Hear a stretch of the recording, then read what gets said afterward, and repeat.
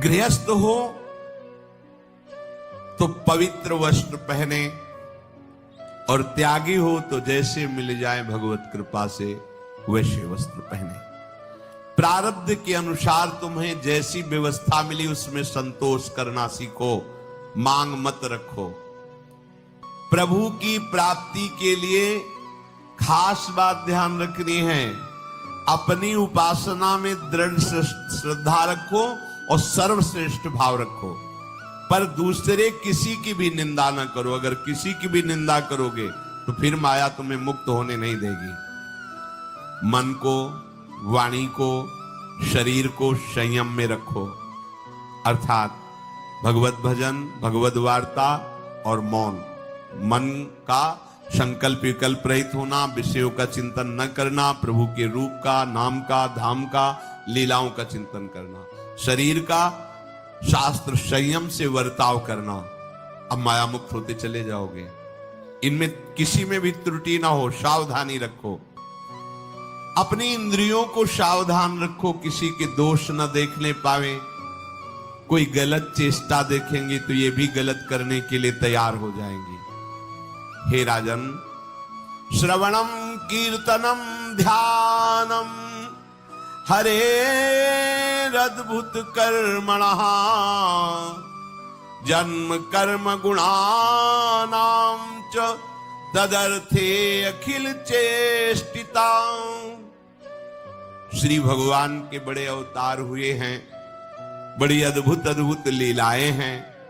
प्रभु का प्रकट होना, लीला करना, दिव्य गुणों का वर्णन, यदि आप इनको गाएंगे लीलाओं को और श्रवण करेंगे तो मोह की बात क्या, महामोह का भंजन हो जाएगा।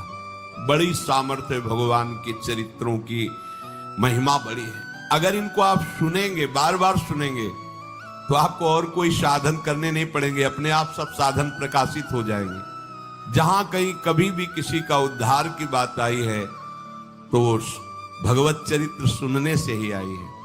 शरणागति श्रवण से ही प्रारंभ होती है, भक्ति भी श्रवण से ही प्रारंभ होती है, पूर्णता भी श्रवण से ही होती है।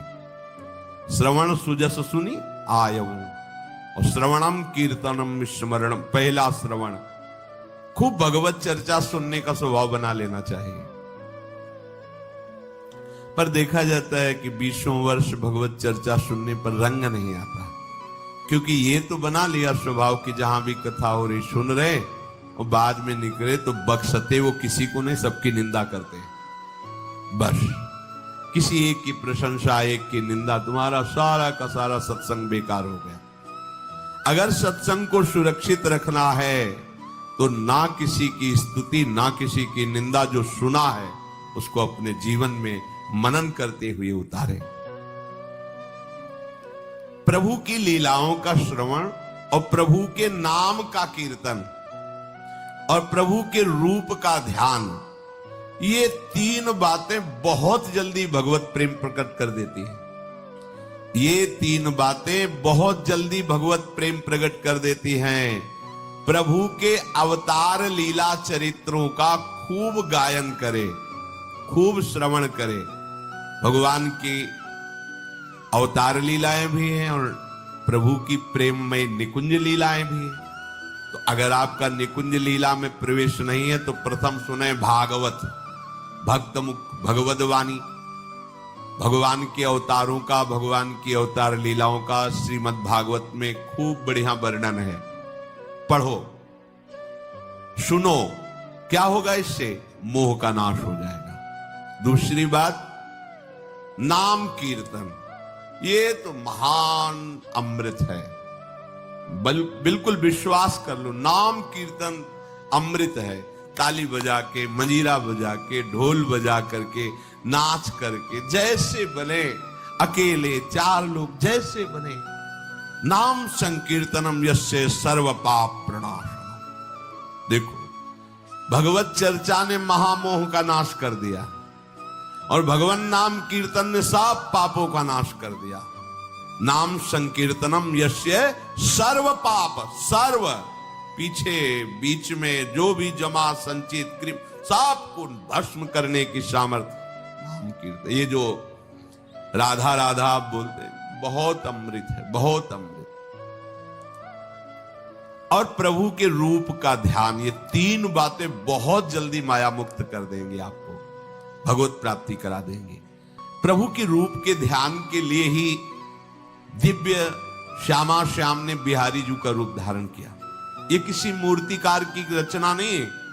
श्री राधा रमण जी सरकार, राधा वल्लभ लाल जी महाराज, श्री बांके बिहारी लाल जी महाराज, ये साक्षात प्रगट ठाकुर है। प्रिया प्रीतम हमारी दृष्टि में सामर्थ्य नहीं कि देख सके, वो तो हरिवंश नेत्रों से देखे जाते हैं। निकष कुंज ठाड़े भये भुजा परस्पर अंश, श्री राधा वल्लभ मुख कमल निरख नयन हरिवंश। हरिवंश नेत्र प्रकट हो जाएंगे, आश्रित जन हो चिंता की बात नहीं। पर ये जो रूप प्रकट है, इसके ध्यान में तो तुम्हें कोई श्रम नहीं करना। बिहारी जी महाराज, राधा वल्लभ जी महाराज, राधा रमण जी महाराज, भर नेत्र देखो और अपने नेत्र के कैमरा से खींच लो फोटो। अब आप खींच इधर देखो, उधर वैसे ही खड़े नजर आ रहे, वैसे मुस्कुराते हुए दिखाई दे हर समय। और ये आदेश कर रहे हरिवंश महाप्रभु, सब सोहित निष्कामति, श्री वृंदावन विश्राम, श्री राधा वल्लभ लाल को हृदय ध्यान, मुख नाम। राधा वल्लभ लाल का ध्यान करो और राधा वल्लभ श्री हरिवंश बोलो, तो तुम्हारी मति निष्काम हो जाएगी, तुम्हें अखंड वृंदावन वास मिल जाएगा।